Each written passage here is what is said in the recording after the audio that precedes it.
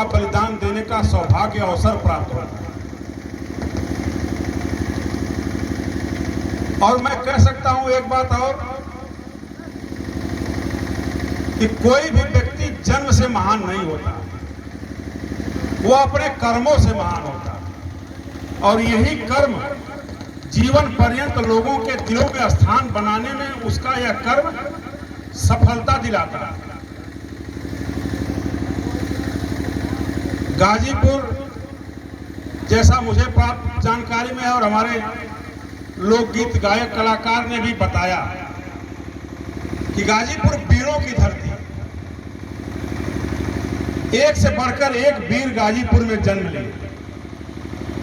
और गाजीपुर के जवानों की, गाजीपुर के नौजवानों की जब भी सीमा पर, सरहद पर जरूरत पड़ी, तो मुझे लगता है कि देश के किसी भी जिले से आगे बढ़ करके देश के लिए अपने प्राणों का बलिदान देने में भी कदम पीछे नहीं बढ़ाया और अपना बलिदान दे दिया। तिरंगे की शान के लिए, तिरंगे की शान के लिए प्राणों का बलिदान देना उसने महत्वपूर्ण समझा, लेकिन तिरंगे की शान को झुकने नहीं दिया, तिरंगे के शान को कहीं मिटने नहीं दिया। इस नाते कहना चाहता हूं कि यह धरती वीरों की धरती है, इसीलिए वीरों की धरती कहते हैं।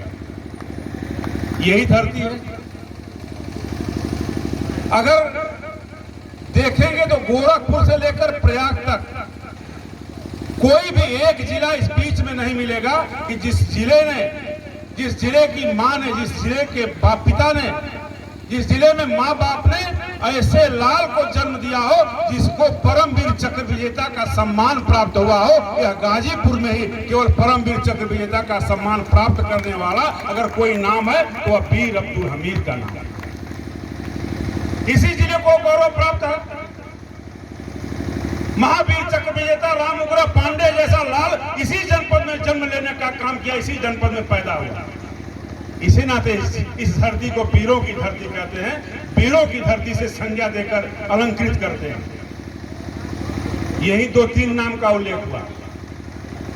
शहीद शशांक सिंह, मनोज कुशवाहा, और कारगिल में जब जरूरत पड़ी इस देश को कि तिरंगे की शान के लिए प्राणों का बलिदान देना है, तो गाजीपुर का जवान उसमें भी आगे बढ़ करके सीने पर गोलियां खाई, लेकिन तिरंगे की शान को झुकने नहीं दिया। इसी क्षेत्र में चाहे जयप्रकाश यादव हो, चाहे राम दुलार यादव हो, इश्तियाक अंसारी हो, कमलेश सिंह हो, चाहे शेषनाथ यादव, संजय यादव सहित 6 जवानों ने कारगिल के युद्ध में अपने सीने पर गोली खाई, अपने प्राणों की आहुति दी, प्राणों का बलिदान दिया। लेकिन गाजीपुर का नाम रोशन करने में, गाजीपुर का नाम आगे बढ़ाने में, तिरंगे की शान के लिए प्राणों का बलिदान देना ज्यादा अच्छा समझा। इसीलिए इस धरती को वीरों की धरती कहते हैं, वीरों की धरती। और मित्रों, यह सौभाग्य बिरले को मिलता है। मुझे 2 प्रसंग चर्चा करने में अच्छा लगता है। एक प्रसंग कि जब गुरु गोविंद सिंह के दोनों बच्चों को दीवार में चुनने का काम चल रहा था,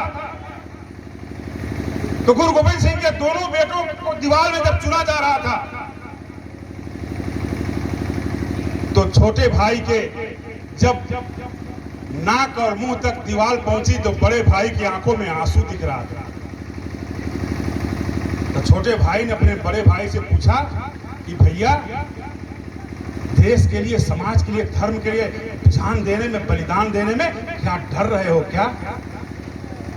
उसने जो जवाब दिया कि भैया, मेरे छोटे भाई, हम देश की सलामती के लिए कुर्बान होने में डर नहीं रहे हैं, हम तो इसलिए डर रहे हैं, इसलिए हमारे आंखों में आंसू आ रहे हैं कि जो हमसे बाद में आया, देश के लिए वो अपने प्राणों का बलिदान हमसे पहले देकर जा रहा है। काश ये अवसर मुझे प्राप्त होता, इसलिए हमारे आंखों में आंसू है।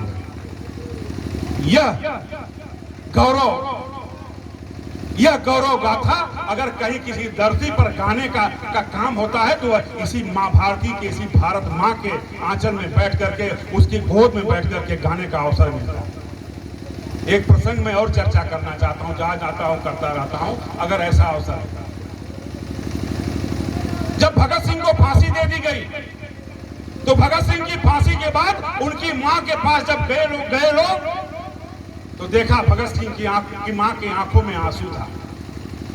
तो लोगों ने पूछा कि मां, क्या बेटे के फांसी के बाद बेटे का बलिदान हो गया, इस नाते आपकी आंखों में आंसू है?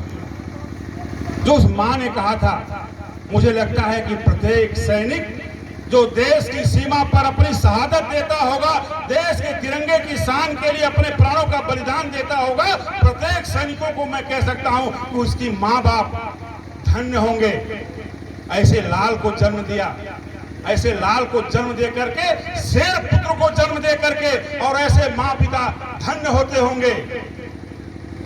जो शशांक सिंह की मां के मन में होगा, जो शशांक सिंह के पिता के मन में होगा, जो बात आती होगी, जो उनके विचार आते होंगे, वही भगत सिंह की मां ने कहा कि काश हम इसलिए नहीं रो रहे, हमारे आंखों में आंसू इसलिए नहीं है कि मेरा बेटा इस देश की रक्षा के लिए, देश की आजादी के लिए उसके प्राणों की आहुति हो गई।